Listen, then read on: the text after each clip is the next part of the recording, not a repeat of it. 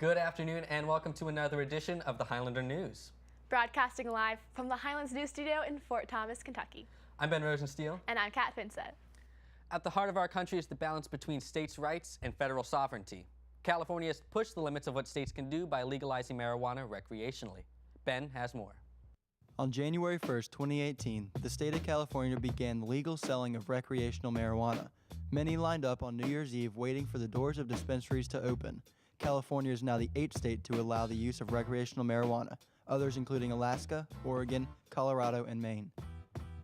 On January 4th, Jeff Sessions removed memos in the Justice Department from the Obama administration that discouraged enforcement of federal marijuana laws in states that had legalized the substance.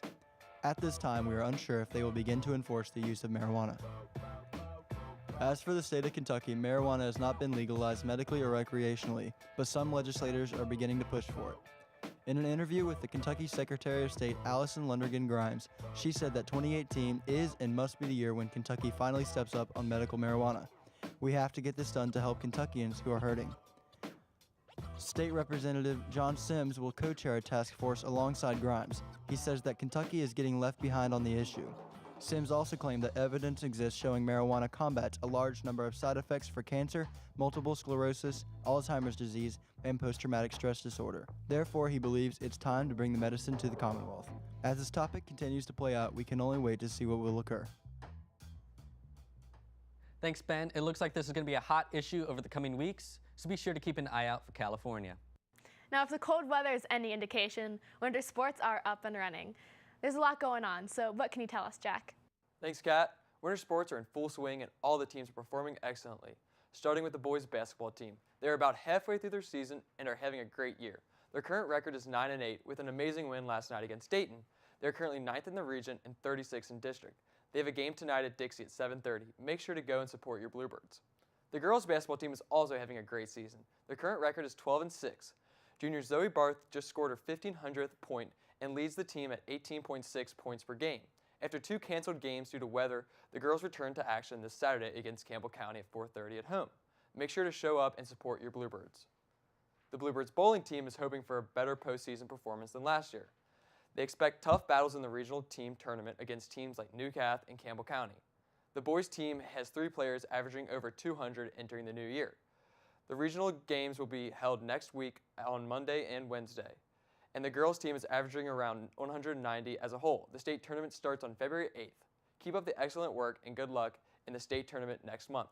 The dance team competed at the Seton Invitational 2 weekends ago and won first in both pom and hip hop. This weekend they will be competing at the KDCO regionals to qualify for state. Great job, girls.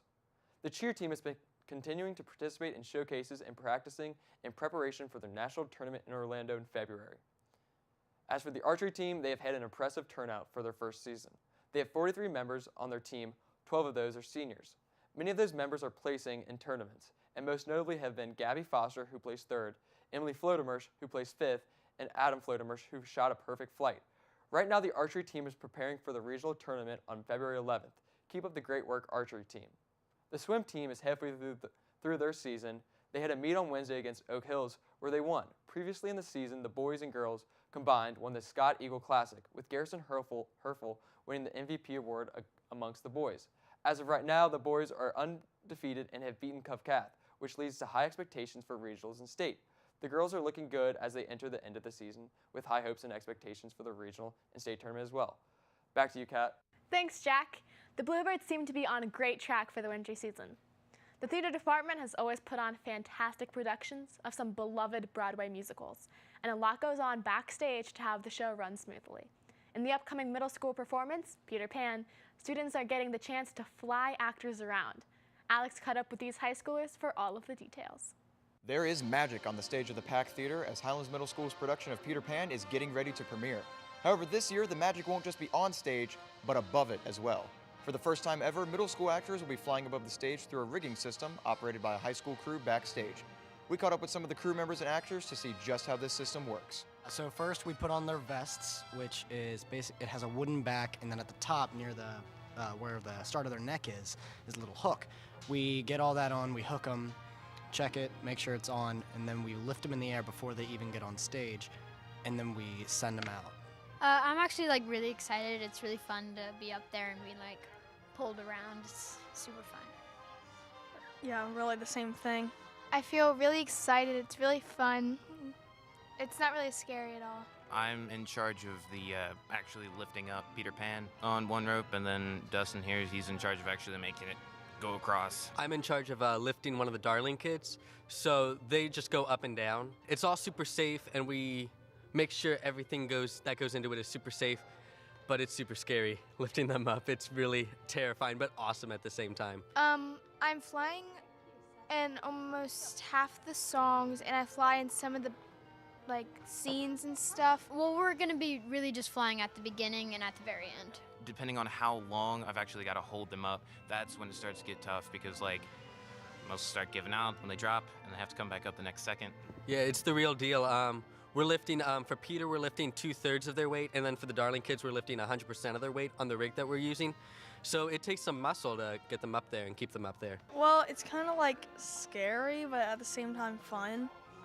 Yeah, it's kind of weird like being pulled when it's like everything is like not like you're used to walking around, but then you're like in the air. Yeah, if you're not gonna come for the story or the character build or anything like that, come to see some kids fly because it's a really cool experience. Highlands Middle School's production of Peter Pan will be running January 25th through 28th. Buy tickets online at showtixforyou.com. To see Pan and the Darling children fly to Neverland, check out Peter Pan starting on Thursday, January 25th. The holiday season is over, but the time for giving back to the community doesn't have to be. Catherine went out into our community to find out more about volunteer opportunities. There are so many different ways that us students can give back. We spoke with Deanna Sowers, the media specialist at Brighton Center, and she gave us some insight on what the foundation is about.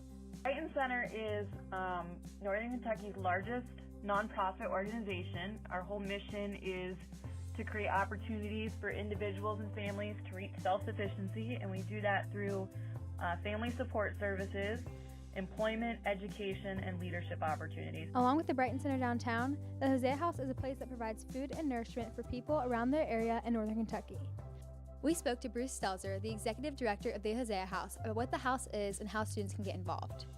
Henry Hosea House is a soup kitchen that does not serve soup. All you have to do is call here, and we are always looking for volunteers, always. And then this time of the year, it's knit hats, gloves, socks, blankets. A lot of these people are homeless and they don't want a lot, so they want something just to keep them warm. This time of year, we can't get too many of those. We serve from 4 to 5:30 every night. We're closed Christmas and New Year's, but other than that, we're open 7 days a week, and we will serve about 200, sometimes as many as 300 people a night. And in a dining room that holds 44 people, it's busy. They come in and they leave. A lot of action. When you see these people that come in, their very best day is a really tough day. So when you see these kids come in who are 10, 11 years old and they're cold, I mean, especially the weather as it is now, it's brutal. Consider spending a weekend evening serving and meeting members of your community. It takes over 300 volunteers a year to provide the only evening meal in Northern Kentucky to anyone needing it every day. Beyond serving meals, you can share your passions and professional skills. There are so many opportunities to help around us. Going to CincinnatiCares.org makes it easy for you to connect with ways to help.